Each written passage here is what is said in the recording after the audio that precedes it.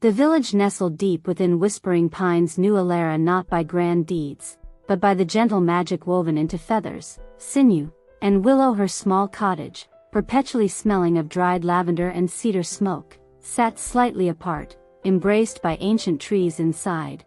Countless dream catchers hung like constellations, intricate webs shimmering with beads of polished stone and tiny feathers gifted by shy forest birds. Elara's hands, though aged and knotted like old roots, moved with a dancer's grace. Each loop and knot was a whispered prayer, a silent intention spun to cradle fragile hopes and gently filter the shadows that troubled sleeping minds. Villagers came quietly, leaving tokens or small coins, taking away talismans against the night's unseen fears, trusting the silent woman who understood the language of dreams better than the chatter of daylight. For decades, Elara had poured solace into her creations, catching the nightmares of fretful children and weary elders alike.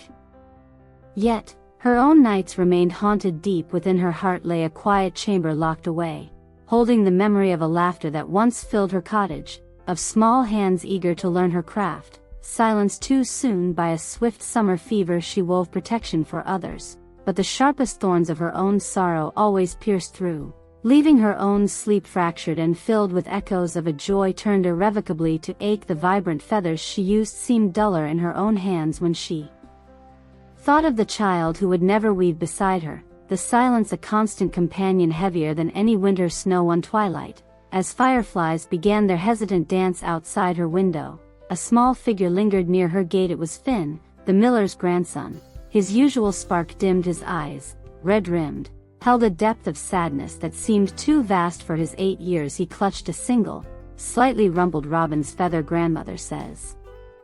Finn's voice was a fragile thread. That you make dreams safe, my dog, Rusty. He went to sleep under the old oak yesterday and won't wake up. A single tear traced a path down his dusty cheek. The dark feels too big now. I keep seeing him waiting by the door, only he's not there. His small frame trembled with the effort of holding back a sob, the unspoken fear of endless, lonely nights etched clearly on his face. Elara's breath caught. Seeing Finn's raw grief was like gazing into a clear pool, reflecting her own enduring pain. The carefully guarded chamber within her heart creaked open, releasing a flood of old sorrow, fresh and sharp. She knelt slowly, her own eyes misting, meeting the boy's desolate gaze. Oh, little one, she murmured, her voice roughened by tears she rarely shed. The goodbye aches, doesn't it? Like a piece of your own sky has fallen. She gently took the robin's feather, its softness familiar. Rusty loved you fiercely. That kind of love, it doesn't vanish with sleep. It becomes part of the wind, the sunshine, the quiet rustle in the leaves. You can almost hear a tear escaped, tracing a path through the fine lines beside her own eye. The dark feels big because your heart is big enough to miss him. That night, under the watchful gaze of the full moon, Elara didn't weave her usual patterns. She selected a willow hoop warmed by years of handling, its wood smooth as memory. Finn's robin feather became the centerpiece. Around it, she spun threads of the softest sinew, not just in concentric circles, but in gentle, flowing waves, like the stream where Rusty loved to splash. She added beads the color of twilight and dawn, and tiny owl feathers for wisdom and watchfulness in the dark. As she worked, she didn't just weave, she remembered the weight of her own child resting against her, the sound of their breath during sleep,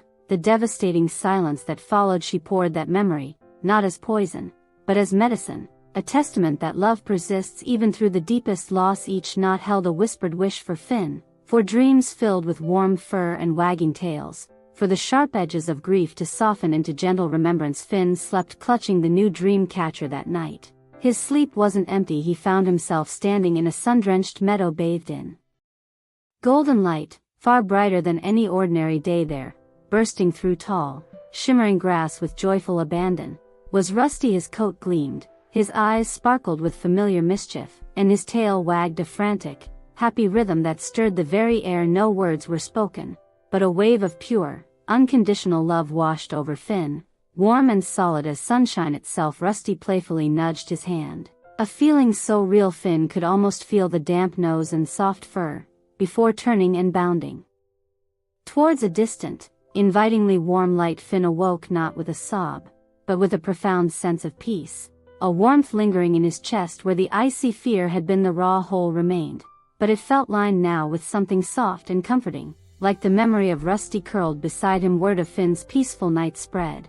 Carrying a new understanding of the quiet weaver, Elara still crafted her dream catchers, her hands still weaving intricate barriers against the dark, but a subtle change had bloomed. The deep sadness in her eyes, while present, now held a softer gleam. Like moonlight on water, she began weaving tiny, intricate butterflies into some pieces, symbols of transformation and gentle passage. Villagers sensed a deeper resonance in her work, a quiet strength forged in the heart of grief. Sitting by her fire one evening, the scent of cedar sharp in the air, Elara touched a small, smooth stone kept on her windowsill. Looking out at the star-strewn sky, she whispered, not with crushing sorrow, but with a quiet ache softened by time and shared compassion, "Good night, my little one, sleep gently." The silence that answered was no longer an enemy, but a vast, peaceful space where love, remembered, could finally rest.